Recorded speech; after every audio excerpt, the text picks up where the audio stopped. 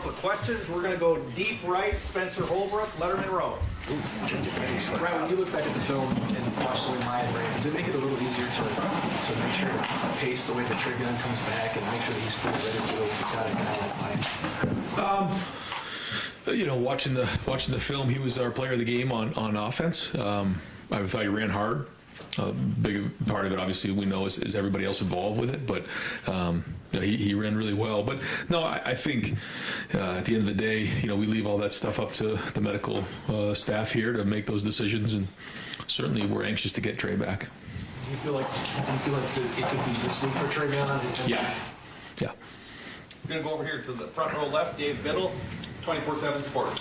Ryan, you mentioned a few weeks ago that the injury that Jordan Hancock suffered during camp was a significant injury, and is he back to practicing full speed yet? And when do you expect him back? Yeah, full speed, yes, but we're going to kind of look to see if we can get you know, through the bye week, and then as we get you know, to that game after the bye week, you know, we're hoping to get him back in the game at that point. But it's still sort of week to week at this point. Tommy has obviously locked down the middle linebacker job and has played well all year. Yeah. Does it seem like Steele is now doing that at the will? I think so, you know, based on his production in the last couple of games, but you know, it's week to week. But you know, I think based on the way he's playing right now, if he can keep that up, he's playing at a high level.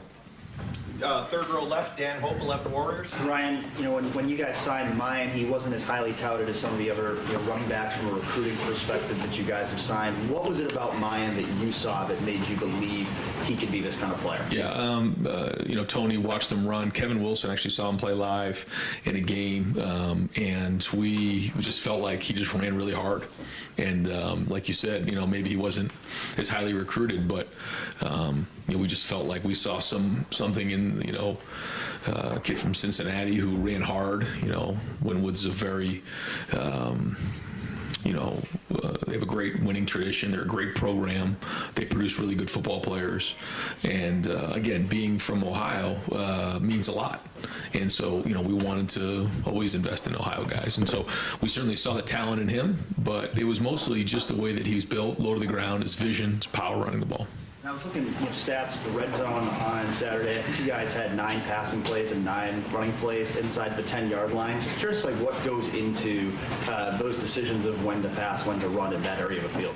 You know, it's a lot of work on Wednesdays. Wednesdays are very stressful from when we get in here to when we get on the field, just with everything going on with game planning, but making decisions on short yardage goal line, third down, in the red zone. And you know, there's sometimes very heated discussions in there because we know how important the red zone is, how important short yardage is, how important third down is. And so we talk it through, and then we put it on the field, try to make some corrections on Thursday. And then, you know, keep having those conversations all the way up until game time. Like, what do we think? Ball's on the left hash, 8-yard line, 1st and 10, second, you know, whatever those things are. And then based on what's happening, we try to adapt the best we can. We had a lot of plays in our red zone this past week, so we had to kind of dig into a couple plays that maybe we hadn't practiced, you know, in a week or so. But the guys executed them well and did a good job. Fourth row middle, Andy Anders, BSB.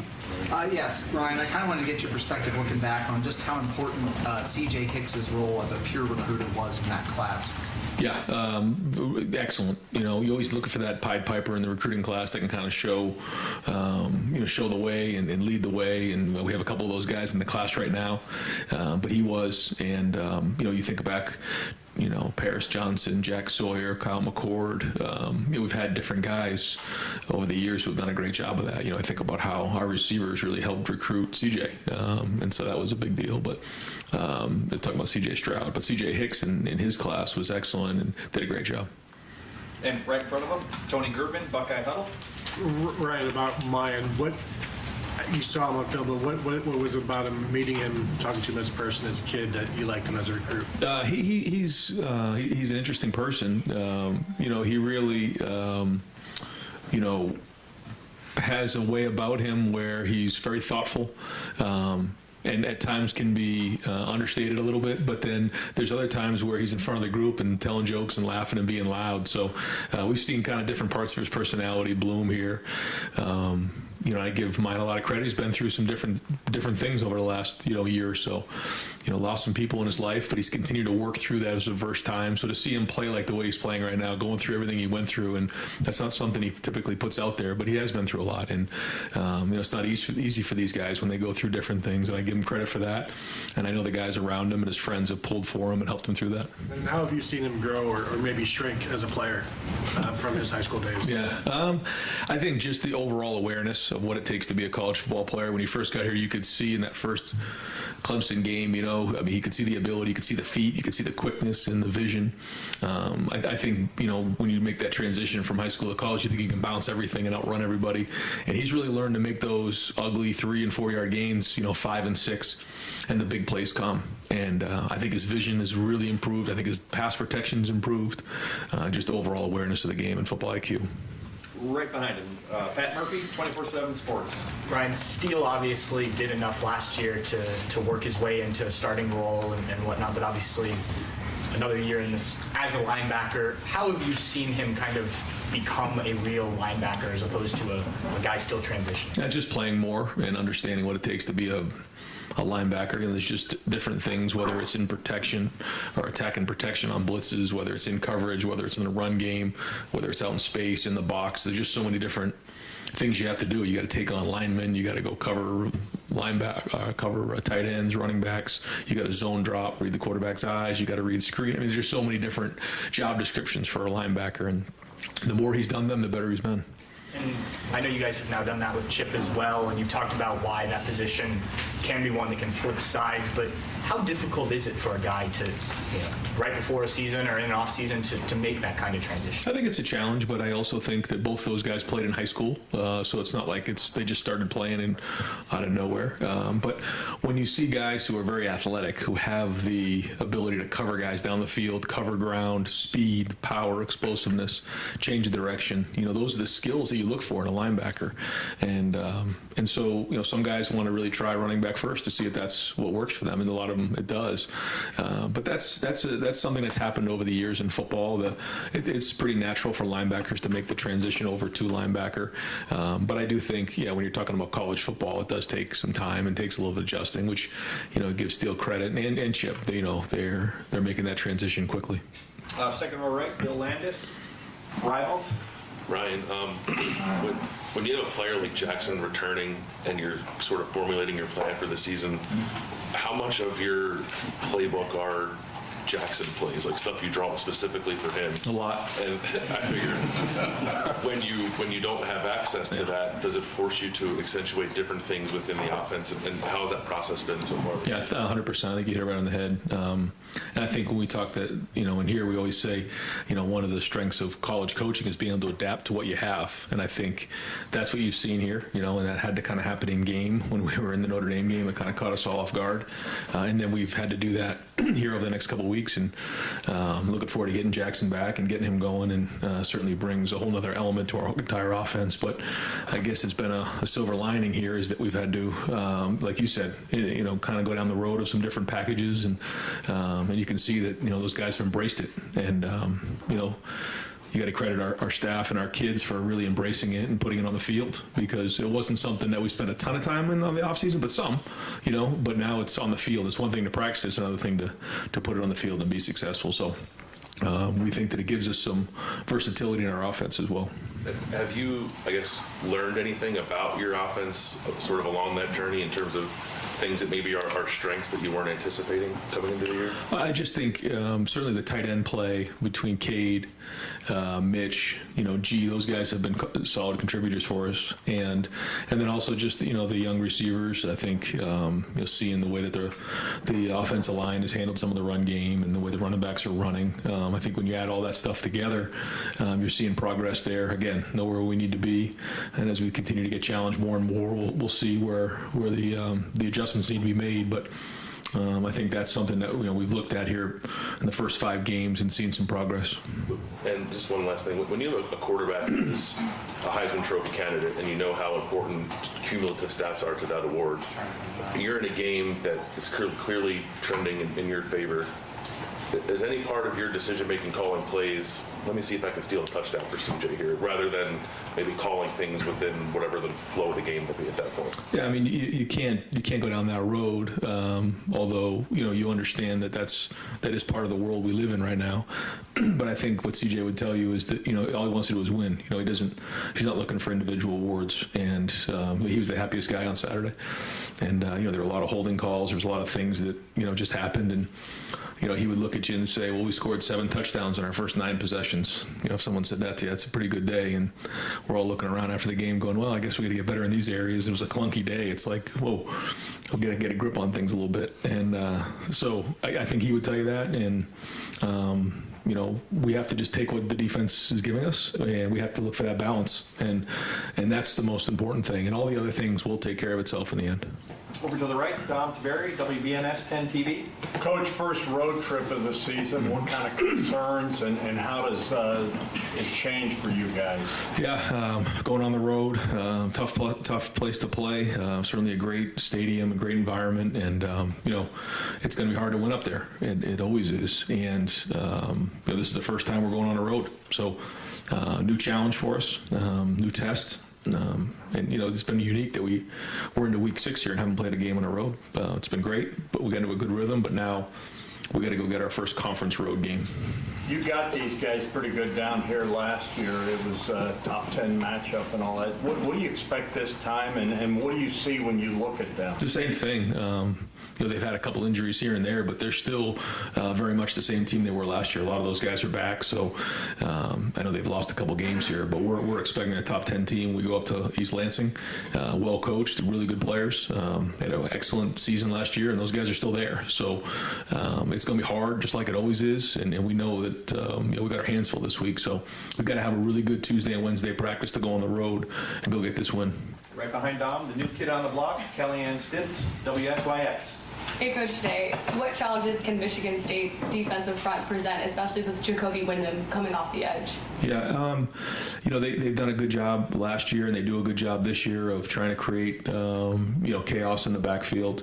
They've upgraded in certain areas with some new players in the front, and so just like any team we play in any conference game, we got to win a line of scrimmage, and that'll be important on both sides of the ball. But we know what they're capable of, and they're very talented. And right behind, Adam King, WBNS 10 TV.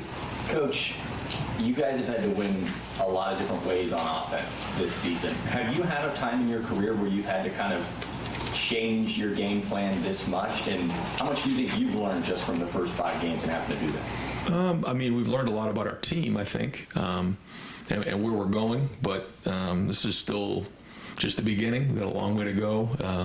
And I think, we all understand what needs to be done this season. And I think we have a better idea of what we have than we did 5 weeks ago, first going into that Notre Dame game.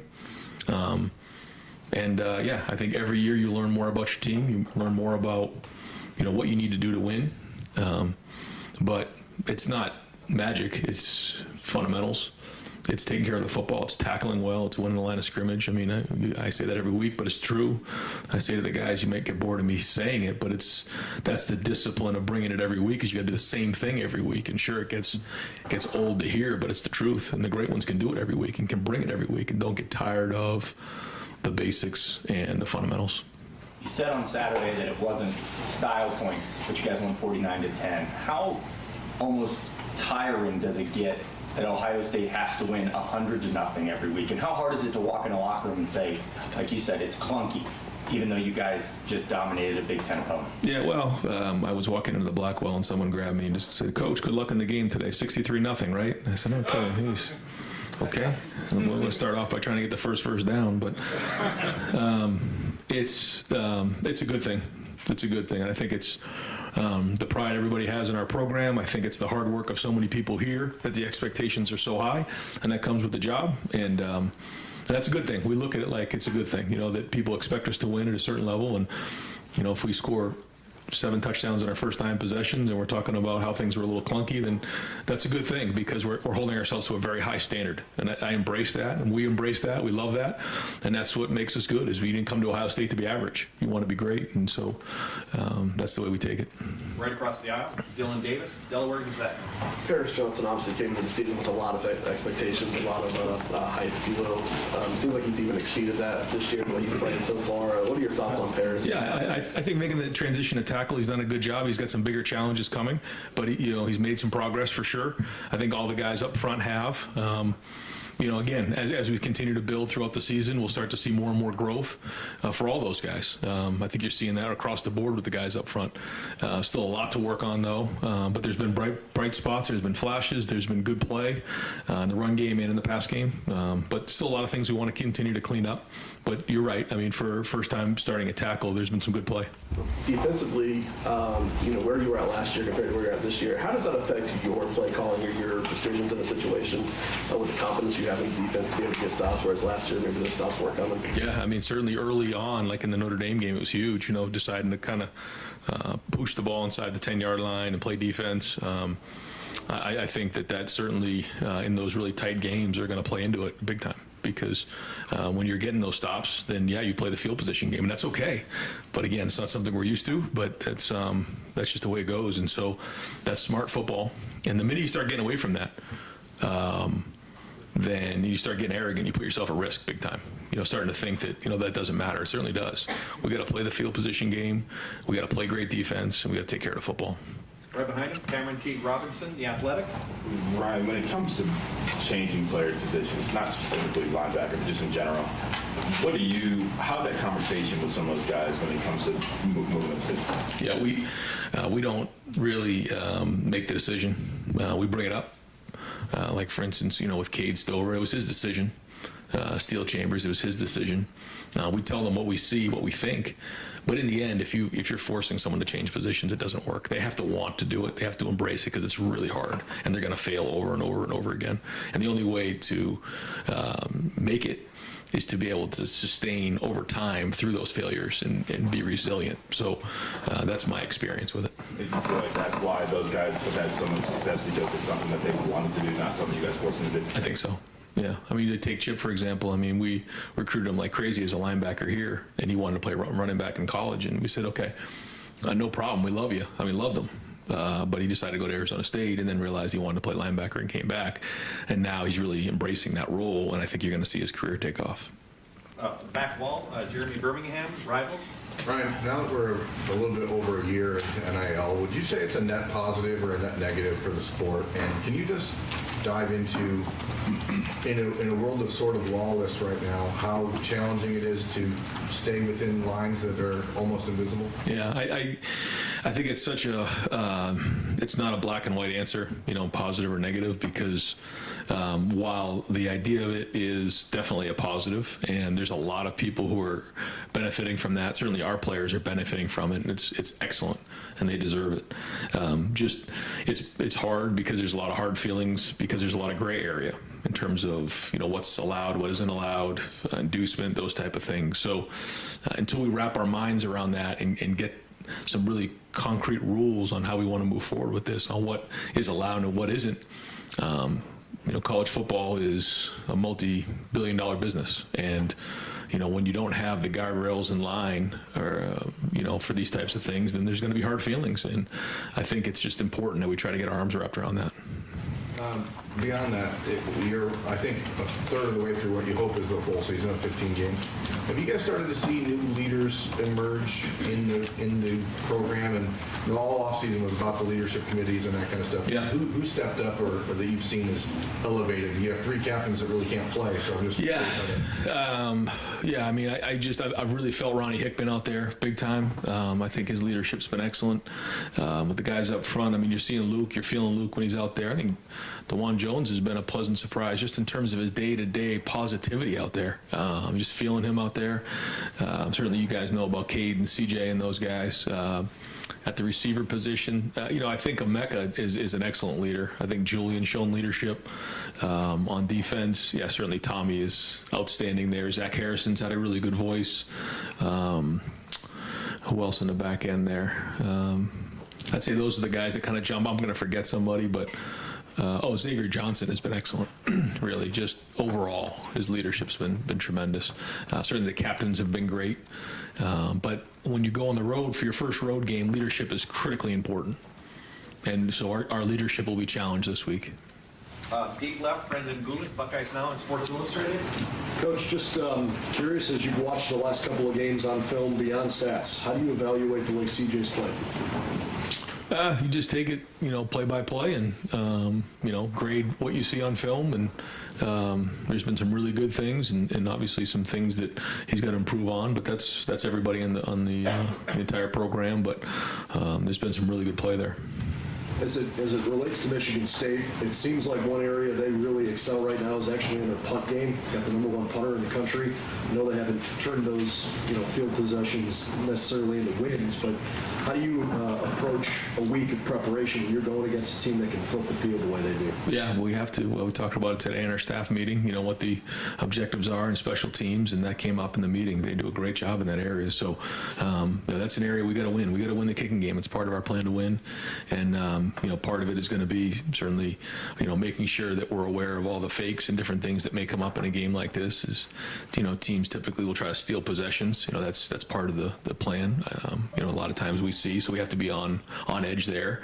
But then we got to do a good job of trying to be aggressive and going after some punts. And at the same time, when it's time to return them, we got to do a good job of holding them up so that, when a punter, can really do a great job with punting the ball with hang time and down the field, you got to hold the guys up in order to get a return. And we have good returners. So, we'd like to get some yards back on that area so that, we don't feel like we're going uphill all day.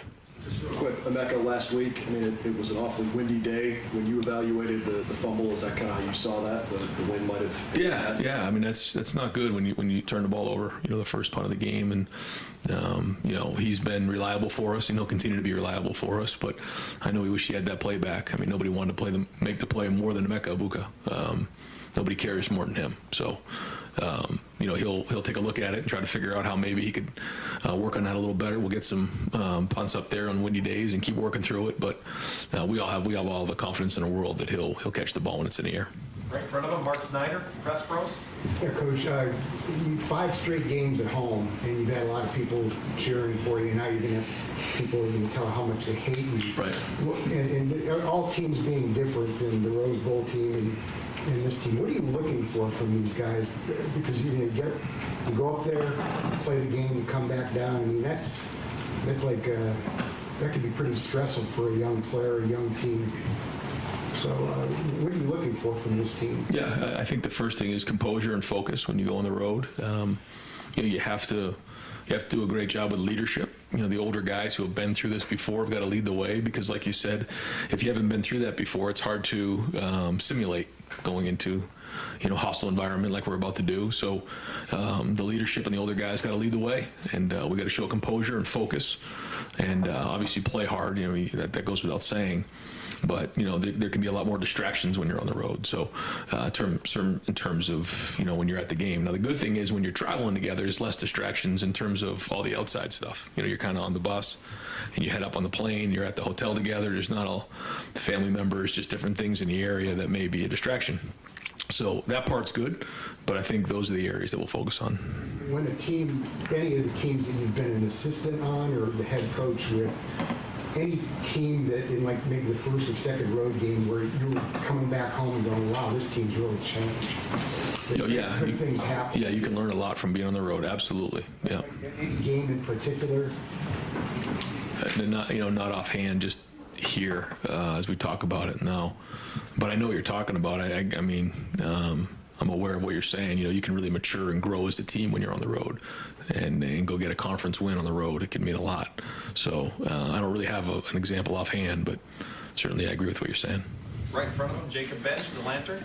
Yeah, hey Ryan, just going back to, you mentioned the distractions and the NIL and all things like that. We've crossed the Power 5, a couple of different programs and parted ways with their head coach already this early into the season. Just from your standpoint as a head coach, how difficult is it to keep up with all the extra, things going on in season aside from just winning the game on Saturday? Yeah, it's a big challenge, but you know that, and you know what comes with it. Doesn't make it easier, but that's why you have to hire great people that you can rely on, and you do all the work in the off season, to get to these moments here. But to say it's easy, that's not true. It's a challenge, but that's what we signed up for, and that's the way we want it. Yeah, you mentioned hiring great people, leaning on others. Just who from Ohio State kind of helps out with that kind of stuff? Who do you lean on? What sort of advice do you seek? Yeah, I mean, everyone. It just depends on where you're talking. And when you talk about the team and you talk about, the strength and conditioning area, Mick Marotti's a huge, person I go to all the time. In the recruiting area, certainly it's Mark. When it comes to operations, it's Quinn Temple and Brian Boltolini. When it comes to the obviously the football stuff, it's the entire staff, the coordinators. It starts with those guys. Just day-to-day stuff. Keenan Bailey is a huge help for me. And there's just a lot of people here that you have to lean on. Everybody has their certain area that they got to be really good at, and if they don't, they kind of stick out. Kayla Olsen's got to be the best nutritionist in the country. I mean, just the work she puts in for these guys and how she helps these guys on a day-to-day basis and the hours she puts in, it's unbelievable. And so we have our player development with Tony, Candace, and CJ. There's so many people around here that have to be on their game all the time, and if they're not, then something falls apart, and we can't have that. And I think everyone embraces that, and we talk about what that means, especially in the off season, and everyone's got to hold up their end of the bargain. Front row right, Austin Ward, Rivals, 97.1, The Fan. Right. Cam Brown's had to go through these recovery processes several times. I'm sure he was hoping he was going to be done with that this year. How has he handled this one, this latest setback? What's been the frustration or the mindset for him as he tries to get back out there? Yeah, he's been itching to get back out there. He's been stressing to get back out there. I mean, I've felt an urgency about him for the last week that he's dying to get back on the field. So he's gonna we're gonna obviously make sure that he was where he needs to be, and gonna trust the doctors and all the medical people. But I mean, he's trying really hard to get back on the field, and I don't think anybody's more frustrated than he is. So hopefully this is a great week of work and we can get him back on the field this week. Outside of, he was playing well early on. We've seen Denzel struggle a little bit, and you've had the injuries with Jordan. What has it been like to manage that whole unit?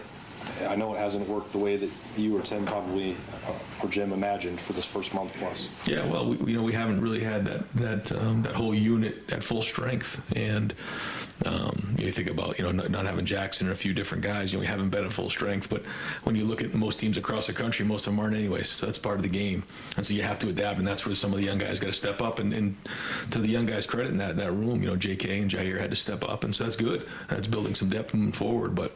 Like you said, we can get Cam back this week, and hopefully Jordan in a couple weeks, and Denzel, coming off of that hand. I think he's got a game under his belt. So hopefully, he'll take the next step this week. But that's part of it. We were missing a couple guys like Cam and Lathan for a game. And so some different guys have had to step up, and so that part has been good. Some guys we played some depth here, but ideally, we'd love everybody healthy.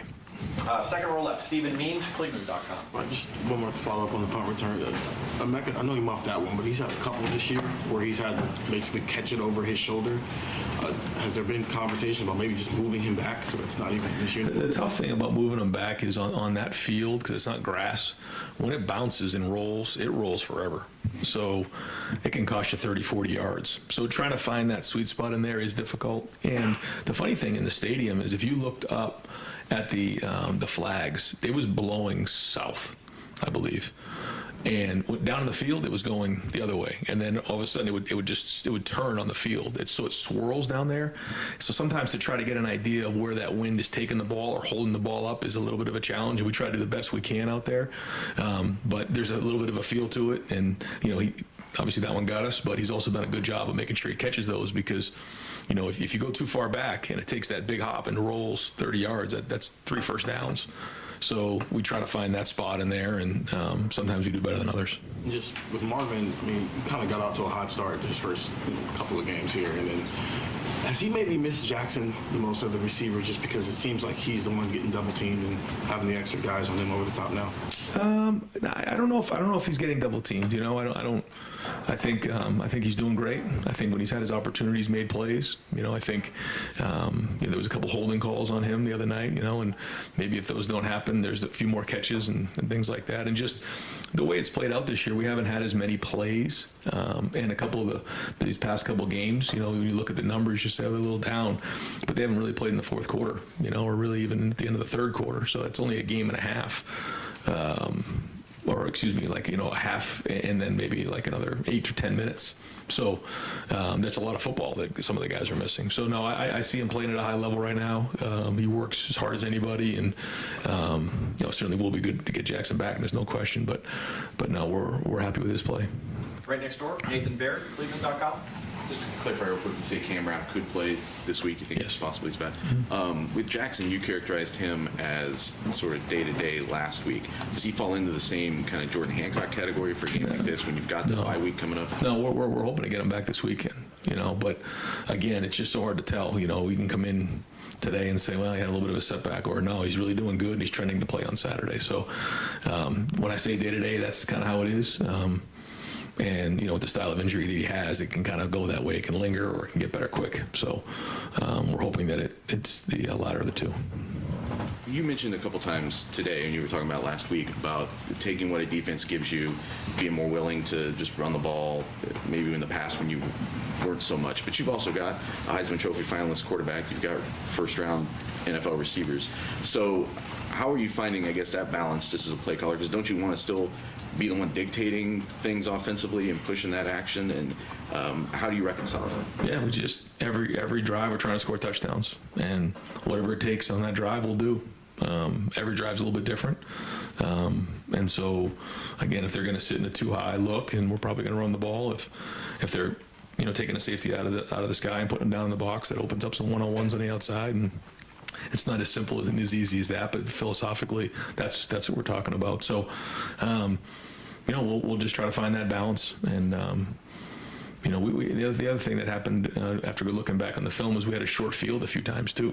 So some of those drives, you know, they only had to go about 50 yards to score. So when you look at the numbers at the end of the stat sheet, it looked a little light. And I think that was just unique to the game.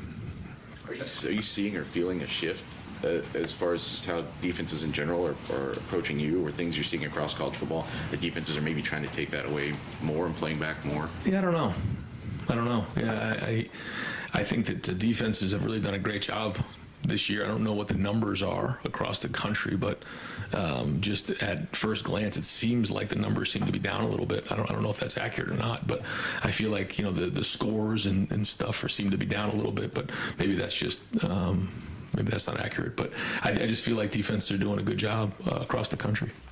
Got time for a few more. Front row, Joey Kaufman, Columbus Dispatch.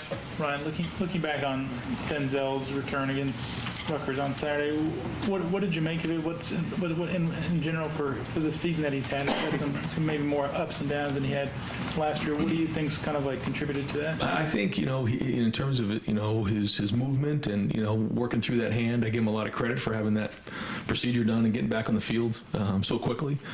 Goes to show you how tough he is. And he's been right there for a lot of these plays. He just hasn't quite finished them. And so that's an area that he's got to work on. But the good news is he's right there. And so, you know, we believe in it. And, you know, Tim's going to drill the heck out of it this week. And but you know, his footwork and the way he's moving is all really good. And his cover ability is really still strong. He just got to finish at the point of attack. And I know he understands that. And he's going to work on that this week. He's such a confident guy. And last year to have a big freshman year to come here and contribute right away. And he was great in coverage against a lot of the best receivers facing the Big Ten. What's this year been like for him personally, just kind of dealing with some of that? You'd have to ask him. You know, I don't know. But we certainly believe in him. Right next door, Tim May podcast, and On 3. Yeah, Letterman Row, whatever. Hey, Ryan, you look around the country. Paul Christie's got canned on Sunday. You know, guys, how does that heighten just your awareness of win now, baby? You understand what I'm saying? Yeah, I do. I know you don't need any more burden on you than whatever, but it's kind of crazy, isn't it? It is. It is. But that's. I don't think it's anything more or less. I mean, I feel that every day when I wake up. It's just, you know, we got to win them all. So, That's not always easy to live that way, but it's just the way it is, and so we've embraced that, and that's how it goes. But it is a tough profession. Yeah, I'm not trying to get you to brag on your offense, but I will ask this. I mean, Rutgers was bound to determine y'all weren't going to run the ball Saturday, and then they played the two houses, and y'all kept picking at that lock, and you opened the lock. And I mean, do you just feel like you're working right now with just a full complement from when it comes to offense of finding answers? And I don't know, what is that feeling like, I guess? Yeah, no, I mean, no, I don't think we're anywhere near there. I do think we have had some balance, and we've done some good things. Don't get me wrong, but no, I don't. There's still a lot of issues, and the whole key is to identify the issues and get them fixed. Even though maybe against a certain team you can get away with some things. So, as the film continues to grow, as we get into these conference games, we get into some of these matchup games, it's going to get harder and harder. So, we got to go out there and have a great week of practice. We got to get some things fixed. We got to keep growing in the passing game, the running game, the play action, the drop back, the power run game, the spread run game. There's just so many things that we need to improve on. So, no, I don't think we're there right now, but we have had some good bright spots though, for sure. And one other quickie, Donovan Jackson, when you watch him on video now, what just stands out about the way he is playing? He's very talented, but he's also very intelligent. He's tough. Just in terms of his ability to bend and the power that he has. I mean, he kind of has a lot of those skills, and he has a lot of tools there. But I think what probably makes him special is just his mental makeup. Bill Rabino, the Columbus Dispatch. This kind of builds on that. You guys have not been challenged other than Notre Dame. I mean, almost every other team has had a close call. I mean, how happy are you with just how the season has gone so far? Hard to tell. Just because every week is a week in progress. It's like a work in progress where we're trying to figure out every week what we need to improve on, because we know that we're down this path and we have to continue to build to, reach our goals. So, each week you try to identify the things you've done well and enhance them. You try to identify the things you got to improve on. Sometimes that's easier to do than others. Sometimes you got to really scratch at it a little bit. And that's not always easy to do when you win the way we've won the last couple of weeks. But you got to be honest, and we all have to be accountable and critical and make sure that we're getting better in those areas, because, it's important to continue to get better. I don't know how else to say it, And I assume you're quite pleased with Jim Knowles and the defense. What has stood out to you about how different this is? And maybe you probably figured first-year coordinator, there are going to be some bumps in the road. Right. How has that gone? Well, I think that they're playing with great confidence. And to me, that's the most important thing, is that they're playing with pad level. They're playing fast. They're playing with confidence. And the scheme is great. I think they believe in the scheme, there's good answers. But at the same time, to me, it's the energy, it's the pad level, it's the fundamentals. Just look the way Tommy's playing. He's just playing a lot faster. The way Steele's playing, he's playing faster. The line's playing with a little bit more aggressiveness. So I think that's probably the number one thing. Again, still got a lot to improve on, but I like the way that they're playing and their energy. Right behind him, Doug Maurice, Cleveland.com. Yeah, Ryan, just to clarify, the way Tim asked that question about people getting fired, did you think Tim was putting you on the hot seat there? Yeah, I did. No, that wasn't the intention. You said you wake up thinking about that. Like what? Like, I have to be at my best every day. We can't lose a game. How do you really manifest that idea of doing your job? No, everything you just said is yes. That's exactly the way I wake up every day. Now, there's nothing you can do about that other than try to focus and be great right now.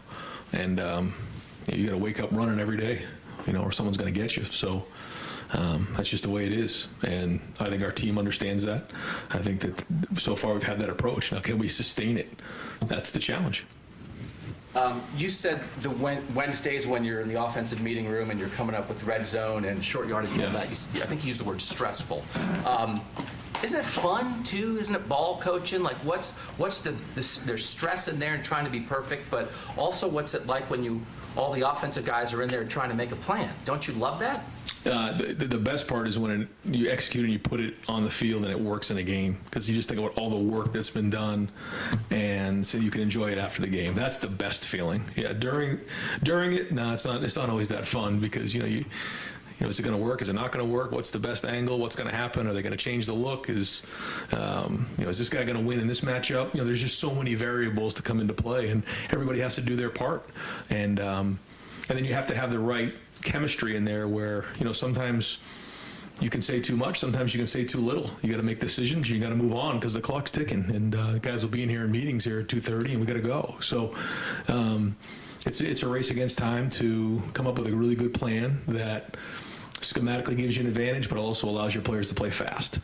And that's what we strive for. And having enough, but not having too much. How have you evolved in your offensive thinking in your time at Ohio State, first as a coordinator and now as a head coach, being in those rooms, being in the college game, and I know you were before? Have you changed how you think about offense? Yeah. I think it's just being in those games and knowing this is what we're going to need. And just looking at it and saying, we need like 2 more runs here in this situation, or we need 1 more play action pass here, or we got too much. Like, guys, we can't execute any of this stuff. And just trying to find that right balance. I think that's probably just over the years between Kevin and I, we've worked hard to strike that balance. Not that it's always perfect, but that's probably what we've learned the most. And that's one real quick, just like even taking off your coaching hat real quick. Jackson Smith-Njigba is one of the best players in college football. It just stinks that he's barely been able to play this year. Yeah. Are you just curious? Just to think everybody wants to see this guy play football. Yeah, I think that, like I said, there's a silver lining, but yeah, nobody wants to get on the field more than Jackson, and we all would love to see him on the field as well. And final questions over here to the right play hall, WSYX. A little bit what Doug touched on. You spoke of the burden. Do you feel like, because I'm a young guy, I've been through the grind, I'll get to January and then I'll take a breath? Or do you dump the burden somewhere, or do you just carry it? I don't even know. I don't really think about it like that. I try to do the best I can when we get away from it, on a Thursday night, to try to do something, to think about something else. But usually what happens is we end up as a family watching football on TV on a Thursday night. So it's hard to get away from, where my son comes home from his game. But it's just kind of a way of life, and we love it. We embrace it. And I think of 5 home games in a row with over 100,000 people in the stadium, just unbelievable crowd, and just seeing all the people at the Skull Session, walking up to the game, post game, just seeing the joy in their face, after a win, and that's something we take a lot of pride in. But mental health is your cause.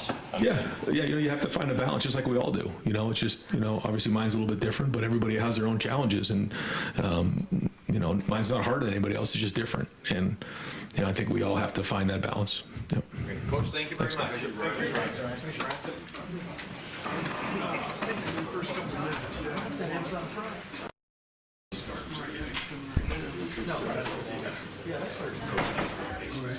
All right, folks, we're going to go 15 minutes here real quick with Coach Knowles.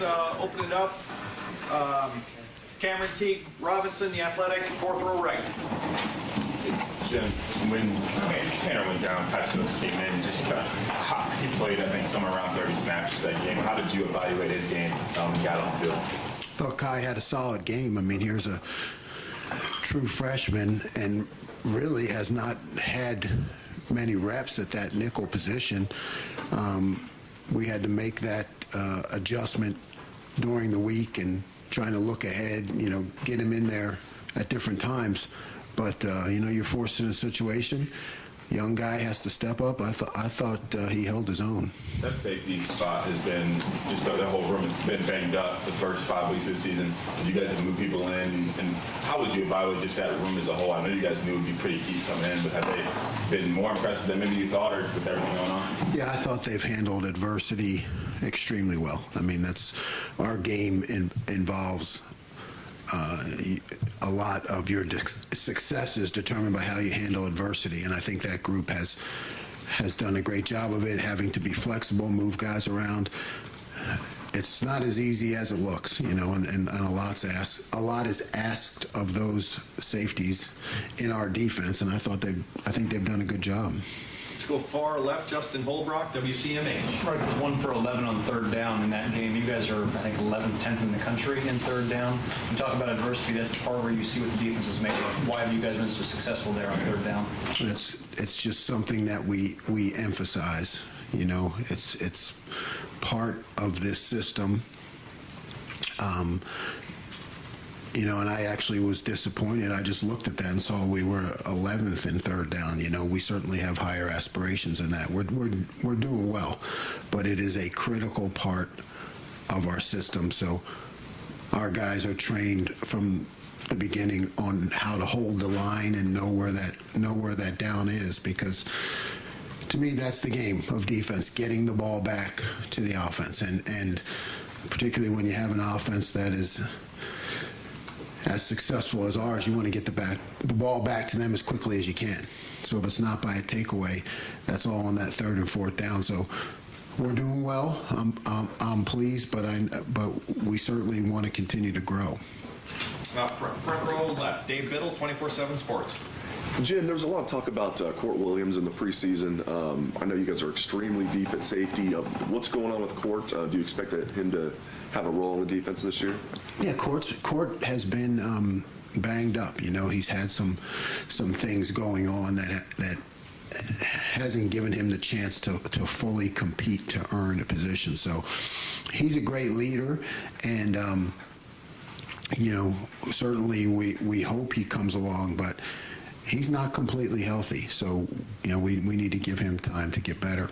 And J.K. Johnson, can you just describe his skill set? It seems like he's very confident. I know he's fast. Just describe him as a corner, if you would. Yeah, I like J.K.'s aggressiveness, number one. His reach, you know, his impact in press coverage, and his competition at the end of the route. I think those are things where J.K. excels, you know, and that derives from having the physical traits and the skills, but like you said, also the confidence. But I like the way he throws punches at the line of scrimmage. That's what we talk about a lot. Up front row middle, Bill Rabinowitz, Columbus Dispatch. Yeah, you're top 10 in the country. I know you want to be even higher, but given that you're first year coordinator here, players have to learn a whole new scheme. How happy are you with what the progress has been? You know, I'm pleased. I mean, we have seen some success, you know, but you know, it's always just defense is such a right now proposition with, you know, failure is not an option. So it's just drive, push to be better. You know, never really look back on any of that until the end of the season when you look back on things. Aside from the plays that didn't go right, I mean, you look at those all the time because you're trying to figure out how to get better. But, you know, like I said, when I got here, we don't have 3 or 4 years to put this system into to make it into a premier defense. It's got to happen right now this season, so it's my job to keep pushing it. What's your biggest concern?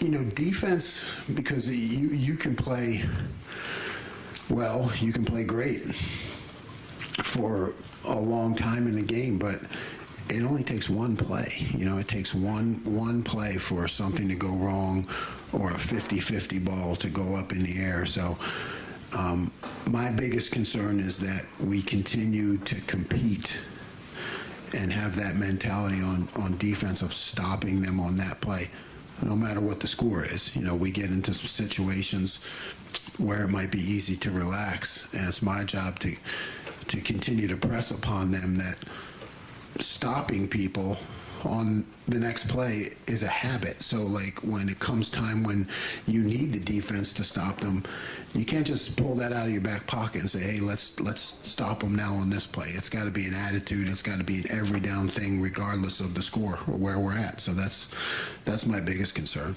Right behind him, Nathan Baird, Cleveland.com. Seems like this is probably the third season in a row where we've had discussions about the defensive ends and the balance between creating pressure and then actually getting home on sacks. Where is your level of satisfaction right now with where that's at, and how much do you feel like those have to get home in order for this to be whatever your concept of a championship level defense is? Negative plays, right? Always having the ability to get a negative play, right? Because that sets the offense back behind the sticks. the pressure on the quarterback.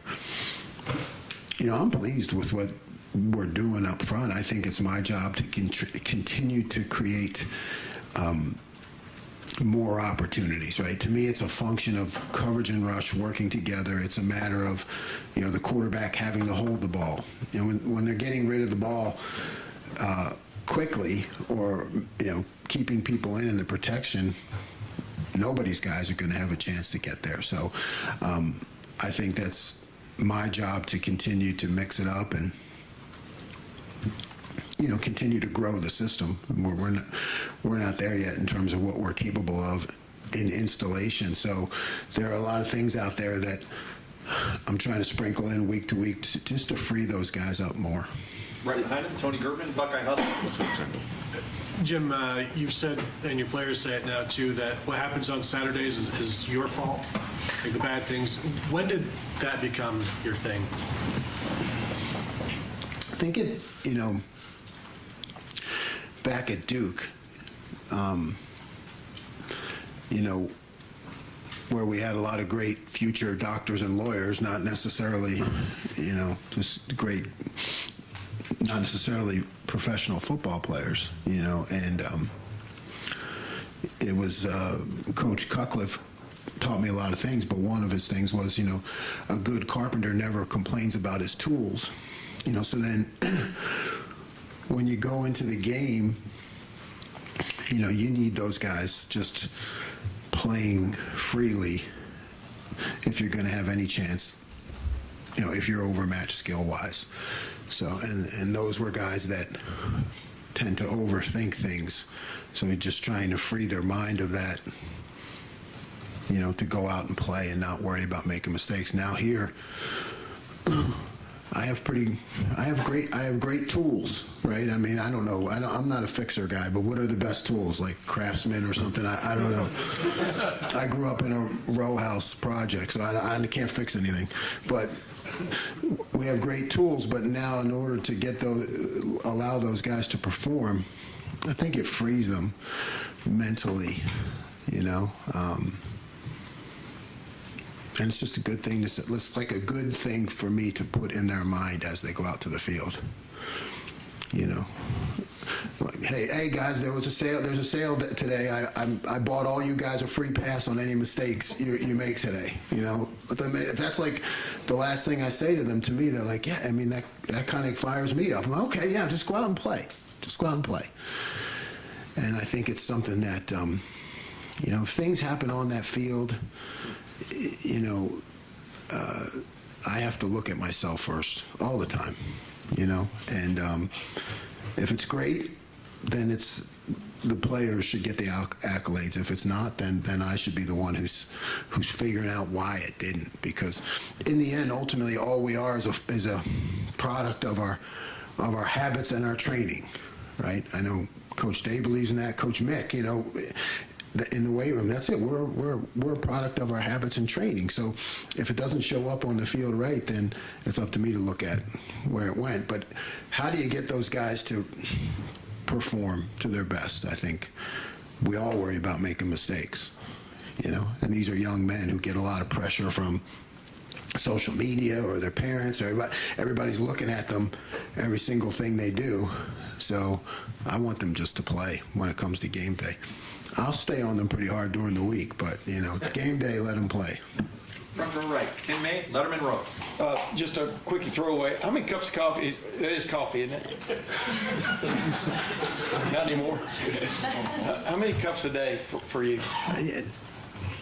Not that many, 6. But I'll make the coffee and then I'll put like a triple espresso on top of the coffee. Yeah. So that's just one. That just counts as one. Yeah. Okay. Yeah. My real question: what are conversations like with Tommy Eichenberg? Is there give and take? Is it just, you can tell he's absorbing everything you're saying? I mean, what is that? Because obviously with us, he's fairly clipped on conversation. But what is it like with you? Yeah, what you see is what you get. He's clipped with me too. I mean, that's what there's some grunts, and it's like, if something's not right, he'll stop and like like barely look at me, but kind of like, and I'll say, you know, you were supposed to do that on this play in practice, right? And he'll go, they'll go on. You know, I mean, but he's always like, he can see things, which is ideal, right? He can see them as they happen. So if something's not right on the practice field, you'll see him just stop, and he won't really say anything. But I know he's looking for me to give him the answer, like, what the hell just happened there? You know what I mean? And then I'll tell him, and he'll just go back and play the next play. But if you had a guy get it, as you know, you've talked about this in the spring stuff, but if you had a guy get it as quickly as he did with what you're thinking, and you know what you want out of this defense, et cetera. I mean, is it? I mean, he's picked it up as quickly as anyone I've ever worked with. Got time for just a couple more. Front row right, Austin Ward, Rivals 97.1 The Fan. Jim, sort of building off your philosophy there for game days, letting guys go play, on the interception for Steele and Zach's tip there, correct me if I'm wrong, it didn't seem like it was the most exotic play call you could come up with, just maybe two guys making an individual play to their training. Is that? Well, we had a pretty good, I mean, there's a little more to it than you've seen. Yeah, I mean, you know, there was some bluff going on. There was a great one-on-one matchup that we created for Zach, and he, you know, and put him at the right position to take advantage of that. But I did kind of look, you know, bust on Steele after the game. I said, I thought you were a running back here before I got it. No wonder they moved you to linebacker, you know? But the way that they both sort of took that call, however we want to describe it, and then a hand match, recognizing a tip ball, the way that they executed it after that, I'm sure from your coordinator seat made you feel pretty good. Yeah, it looked smooth. You know, I think it was a medium. I'm thinking third and medium maybe, right? So Steele's position and where he was on the field was very well planned, and he knew exactly where to be. I mean, not that you're predicting the tip ball, but when you talk about areas on the field and where to be, you know, yeah, I mean, it is satisfying when it all comes together. But, you know, it happens like in a blink, you know, and then there's no celebration for me. There is for the guys on the field, and I want them to have that because you're always trying to process everything that just happened, what they did, what led to us making that play, you know, for the next call. That's what you're working on doing. Front row middle, Joey Kaufman, Columbus Dispatch. Jim, what did you make of Denzel's return after missing the game and just kind of dealing with the hand? Yeah, he's dealt with a lot. You know, he really has. He's you know, he wasn't healthy a lot during camp, so he missed a lot of reps. He's had things already this season. You know, a hand injury for a corner is a big deal, you know, because you're constantly jamming receivers or you know, shooting your hand up in the right place to get the ball out. So he's a tough kid. I was really grateful that he wanted to be back, and he pushed himself to be back. So, you know, in this business, for a corner to wanting to get back out there and compete as quickly as possible, that's a big deal. You know, he's going to keep getting better. In the Arkansas State game, when he gave up some plays, you guys took him out and kind of gave him a breather, then gave him back. This was one where he kept in the rotation. Was that a case of wanting to get him more reps? Yeah. It's like, hey, you know what? He showed a lot of grit by just being out there, you know, at a position, you know, where in the whole secondary we've had some issues with injuries, and he showed a lot of grit being out there. So he definitely deserved the chance to work his way through it. Got time for just a couple more. Andy Anders, Buckeye Sports Bulletin, fourth row middle. Yeah, I had a couple kind of related to my call here. You've called his first step very rare, and the way you guys use him on the defensive line, he's played 1 tech, he's played 3 tech, he's played 5. Is that specific skill what makes him so versatile, or is it something else? No, that's a big, strong guy with like I said, a great first step, great takeoff. So. He's got some things that are hard to coach. So you know, we move him around in different positions to take advantage of that. With he seems to get the most animated after he makes a big play, just with his celebration. What does that bring to a defense, and how important is that for? Yeah, Mike is definitely one of the guys that brings the juice. You know, he's just high energy, has that personality, that big smile when he makes plays, can keep guys loose, and I think that's a part of having a great defense. You need people like that. Right next door, Pat Murphy, 24/7 Sports. Jim, aside from the interception play, is there anything still in Steele's game that doesn't look like a linebacker and still looks like he's transitioning? Or when you look at the film, is he a full linebacker now? No, he's a full linebacker. You know, Steele is. I mean, he's. You know, I joked with. I didn't know him when he was a running back, but Steele is in there. You know, I think I've continued to see improvement even during the season in his tackling. You know, I think everybody has seen that. You know, he's starting to really pick up how to tackle at this level, you know, which is not like up around the pads. You know, you see, you know, it's not high.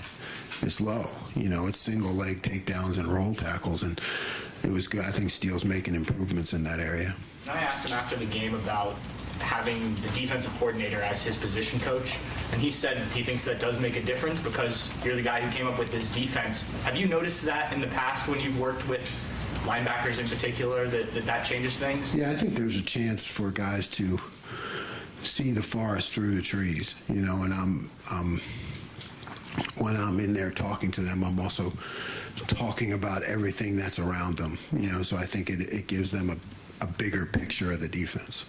Second row left, Stephen Means, Cleveland.com. Jim, just in your experience, what is the more difficult transition, teaching a defensive tackle to do edge rusher things or an edge rusher to do defensive tackle things? I think it's an edge rusher teaching them to do defensive tackle things. You know, on the edge there's some freedom and there's some space. You know, inside there's nothing but heavy traffic. You know, so anytime you're in a position where you could get a block this way or a block this way, you know, that's you have to be a real warrior to do that. Watching Zach make plays in there on Saturday. Yeah, I think it's great. It's great for him. It's great for his future. It's great for our defense. And it gives people something to think about, too, and plan for. Second row middle, Doug Lamorice, Cleveland.com. Jim, when you're a coordinator and you're working with new assistants, what are you looking for that tells you, okay, this guy's a good coach, I believe in this guy, and how long does it really take to get a sense of other guys on the staff when you're working with them for the first time? Yeah, I mean, it takes, you know, usually a full season, right, until you really, you know, go through the battles together till, you know, you really know each other. Like anything else around here at the Ohio State, we don't have a full season, so I was like, you know, we had to get it done right away. So fortunately, when you have veteran assistant coaches like we have on defense, which Coach Day's done a great job of building that staff, you get a sense right away. Because to me, a great coach wants to be, you know, talented at teaching his position,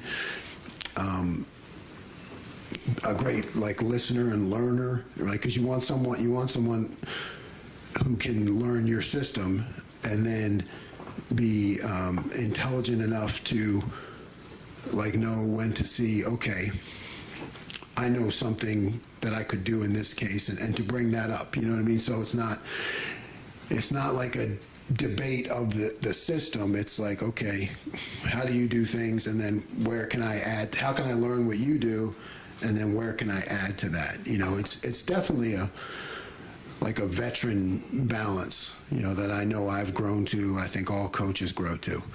You know, when you're young, you're a young man in a hurry, you know. I mean, you're always trying to say, hey, I knew that, let's do this, let's do that, you know. It's okay. When you have some time and you've seen the battles, you kind of look at the system and you say, okay, this is our system. How can I add to make it better? Coach, thank you very much. Thanks, guys.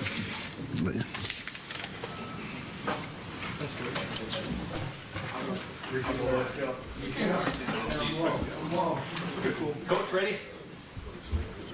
Thank you. Thank you very much. We're going to open up the floor for Coach Alford here in a moment.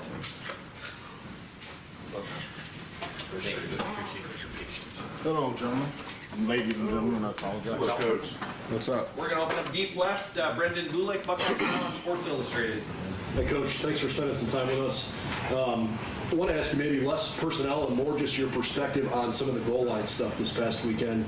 Felt like it was maybe more challenging than it had often been this year when you were in goal-to-go situations. When you look back at the tape, what was particularly challenging? Well, I think it's like anything else. You know, when you bring a bunch of bodies in, heavy bodies, they bring a bunch of guys, and you basically have 22 people within the hashes.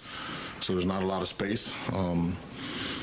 You know, we don't really run the quarter. We have not run the quarterback a lot in that situation, so you're going to always be outnumbered. But and give them credit too. You know, I mean, they've got good players over there too, and made some plays. But in the end, we were able to still punch things in, and offensive line was able to move people still and get the ball in. I'm sure you're going to be asked a lot of questions about Mayan and Trey, so I'll ask you about Mitch. About Mayan and Trey. You know, Mitch had some fun with us last week in talking about, am I a tight end, am I a fullback?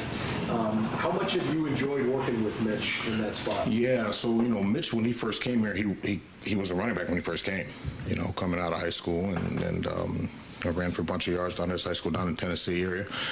So, he has some of that background in him.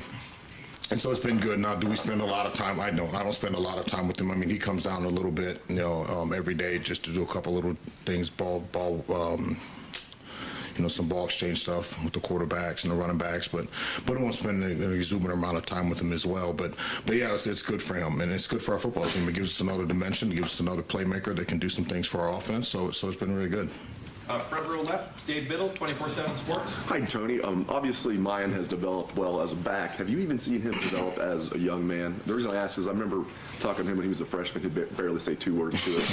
Now he's very engaged and, just seems to be a lot more confident as a young man. Yeah, I think he's becoming more confident in his own skin, but definitely seen him mature as a young man, as you would expect, especially in this program.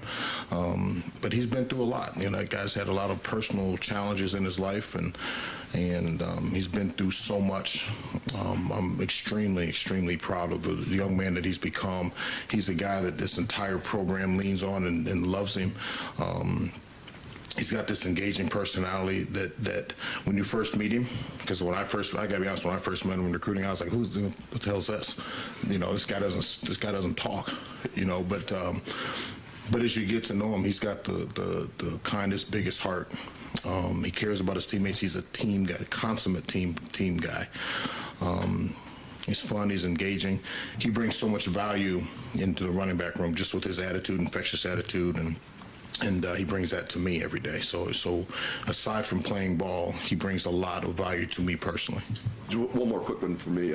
How's a guy like T.C. Caffey fall through the cracks? I know he had one FBS offer, Army. I'm sure you're thrilled that he did, getting him as a walk-on. He had one of the best careers in Ohio high school football. I can't answer. I can't answer that. You'd have to ask all those other schools that missed. But no, we were fortunate to get him. And I haven't really me personally, haven't gone out and actively recruited a walk-on like I did a scholarship player, and probably that's my own fault, but I did with him and his family, and was I told him way back when, if there's some things that come on the rise for you and your family that you think are in their best interest with scholarships, by all means, I understand, take it. But if not, and this is something you'd want to entertain, here's what we have for you, and that's what they wanted to do. He's a Buckeye and grew up in this great state and wanted to be a part of this program, and we're thrilled to death to have him because he's going to be a good player. Thank you. Third row left, Dan Hope, Lebanon Warriors. Tony, yes, sir. You guys signed Mayan in 2020. There were a lot of questions about running back recruiting at that time. There's that guy couldn't recruit. I know. Does that make it more satisfying to see what he's doing now? Well, it's not about trying to satisfy any of you guys or anybody. Because, I mean, hell, just go home. No one's ever satisfied at my house. So, but no, in all reality, we just want to get players that can help our football team and help our program and help us win. And so that's what we got to Mayan, and a lot of people, to your point, a lot of people would have said, well, he's not that highly recruited, but we saw some things in him, obviously, and just some sheer and raw toughness, just the way he plays the game, and he's an Ohio kid, and if we can recruit Ohio players, that's what we're going to do, and so it's been great, and he's, like I said, he brings so much value to this football program, and he's a damn good football player. Did you always think Mayan could get to this level, or has he even exceeded your expectations? Oh, I don't know. I try not to put expectations on our players, on our kids. I don't try not to put a ceiling on them, and just coach them to be the best that they can be. And as we continue to grow and climb, we'll go where we can go. But I try not to say, well, I expect this, and all of a sudden, if he can exceed it, I'm not going to put that ceiling on him. And I don't think that's right to do to any player, for that matter. But here's what he is: he's tough. I mean, he is rugged, and he's a violent player. And we saw that in high school. We saw that his true freshman year. And it's just continuing to be the guy we think he could be. Left, Tony Gertman, Buckeye Hub. Tony, what's it like for an assistant coach when you're recruiting and you really, really like a player, but there's no room for him? It's tough. It's hard. And but that's part of being part of a program like this. You start recruiting guys. And I think the hardest part about recruiting is you build these impeccable relationships with kids and families. Sometimes you get them, right? There's sometimes eventually you got to turn and walk away from them. And where you had a scholarship as you're going, and then all of a sudden you don't. And so that's hard. And it's hard to look young people in the face and say, I know you may want to be here, but we just don't have room. But that's the business side of it. And at the end of the day, I'm a firm believer, too, at the end of the day, if you build those relationships the right way, kids and coaches are all diligent about the work that we do, that everybody eventually fits where they're supposed to fit. Was Mayan in danger of being one of those guys that you wanted but didn't end up a Buckeye? Mayan. Well, he was a guy, again, we were on some other guys. Now, he was always right there, and we were always talking to him. And but at the end of the day, we didn't know where it was going, and it kind of fell back into his lap a little bit. And then he had some decision to make. Remember, he was committed to Iowa State, and he could probably tell you more about it. But I mean, I quite frankly, I think he was pretty pissed at me. Well, no, he was pissed at me, but. And I've told the story before that long story short is, first impressions do go a long way, but they also can be wrong sometimes too. And like I said, he didn't talk much. He kind of sat there and didn't say much. He wasn't very responsive to things that I was trying to say to him or do with him, as far as calls and text messages and driving an hour and a half up here. And so I was kind of like, well, maybe he doesn't want to be recruited by us. But it really came down to, I think he might have felt that I had slighted him a little bit. And then as I got to know him, I went down to him, and at the time was his head coach, Coach Parker. And I remember sitting him down in the weight room. We're sitting there, and I said, I have to apologize to you. Whether you come to Ohio State or not, I have to clear my chest here. I have to apologize to you because I had the wrong impression of you, and I was wrong. And I think that I hope to think that was probably a big moment in our relationship that, hey, I was wrong. And as I've got to know him more, I saw, no, this kid's got something about him. And he may not talk a lot on the onset, but he's listening and hearing everything. And he's about as respectful as a young man as you could get. Has he apologized to you? No. No, and there's no need to. He would never have. He didn't do anything wrong, and but he's a highly competitive kid. He really is, and I think the one thing that he brings in the room, that really our whole room is that way, is they champion each other's efforts, and there's zero selfishness in that room. And for me to walk into a room like that, it's an absolute joy to be a part of. Second row left, Steve Hellwagen, 24/7 Sports. Yeah, Coach, I know you can't go into the nature of Travion's injury, but can you recount, I guess, what exactly transpired, how that all kind of went sideways before? Yeah, it was, that's something that he and our medical staff that came in, and obviously we want also want all our players to be healthy and be ready to play. But at the end of the day, we're going to defer to our medical staff. And when they came in and said, hey, here's what we feel is going on with him, in conversation with Trey, and here's what we feel is best, and within seconds we moved on and made the adjustments necessary. I know availability is an important part of this whole thing. You got to be on the field to play. Does what Mayan showed you in that game lead you guys to, as a staff, to maybe reconsider the roles of those two guys if Travion is completely healthy? And I'm not even into this whole starting thing or whatever, but just number of carries, the roles for these guys. No, I mean, I look at it as we have two starters. I have the whole time. I not looked at it as this guy's got to be, he gets so many more carries or this. I just don't function that way. We have two guys that are capable of being starters here. We have two guys that are capable of playing championship level football, we believe. And we're going to use them accordingly and how we need to use them to help win games. And, I get asked the question during training camp every year, well, do you want to do things by committee or does it have to be a bell cow, as people put it? And I say the same thing every year. I don't care. I want to win games. We're here to win games. We're not here to stack up stats. If stats come with it, then fantastic. But we're here to win games, and however we have to do that, that's how we do it. Second row middle, Nathan Baird, Cleveland.com. A non-Mayan question, but from what you were watching in preseason camp, where did things change for Dallin Hayden? Was it something that as soon as he got here, you saw maybe more than you were expecting, or did something kind of start flashing? Well, I think this reps, during training camp when Evan went down, that afforded Dallin to get more reps.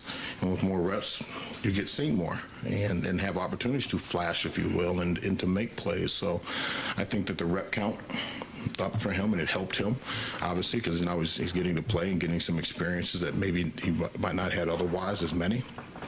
And so that I won't say it was a benefit, but that afforded him more opportunities, and that's kind of where it started to show up. Right next door, Doug Lesmerises, Cleveland.com. Tony, the offensive meetings that you guys have when you're sitting down in the middle of the week and getting ready to make the game plan for Saturday, can you just tell us kind of what it's like in that room, and as an assistant coach, what's the balance of, hey, I want to get my ideas in there, but also, the meeting can't be 10 hours long and you're doing structure. We have a structure of offense that we run, and myself, Coach Day, Coach Hinton, Coach Fry, we kind of go off and we'll start doing the run game, where we kind of sit down and say, okay, here are the things out of these certain formations that we like, and based on the defense that they present. Then we'll come back. We leave and we come back as a full staff and kind of just put it all together, and then we kind of interject, well, here's the pass game and here's the play action passes that go along with things, and so we just kind of piece it all together. And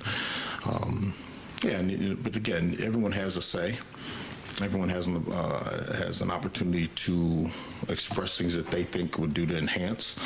But at the end of the day, it's just kind of like being in a family, right? At the end of the day, when we walk out the door, we're going to all be on the same page. We can't do everything. People can't get upset, and if their idea isn't used, that's okay. And we do what's best to put our players in the best position to be successful based on what they can do that works in the confines of our offense. I don't know if that answers your question. What's Ryan like running the meeting? He's the best. And I'm not saying, you say, well, you better say that, right? No, actually, the guy is amazing. And I've told him this before. I've been doing this a long time. And I've worked for numerous head coaches, obviously, in different stops and different schools. And, I've been fortunate. I've never had a bad job. But I do believe that Ryan Day is one of the all-time top guys I've ever had the pleasure to work for and with. And, and I say with because he does not make you feel like you work for him. You work with him. Just the man that he is, he makes everyone feel valued and heard. So that empowers you to do your job. And it empowers you to do your job and to have ownership in what you do, because he allows that. And not only does he allow it, he promotes that. but he does the same thing with our players, and so I am indebted to be able to work with a guy like that. Right in front of him, Bill Rabinowitz, Columbus Dispatch. Tony, could you kind of give your assessment of how Travion has played this year? He's done okay. He's done some good things. So I think, I think some people might be remiss because he hasn't had some of the big runs that he had earlier last year. But he's still doing some good things, and there's a room for improvement, sure. Yeah, there's room for improvement in everybody's game, but he has not played poorly whatsoever. I think he might be a little frustrated because there haven't been the long, dynamic 50, 60, 70-yard runs, but those will come. Those will come. What do you want to see him improve?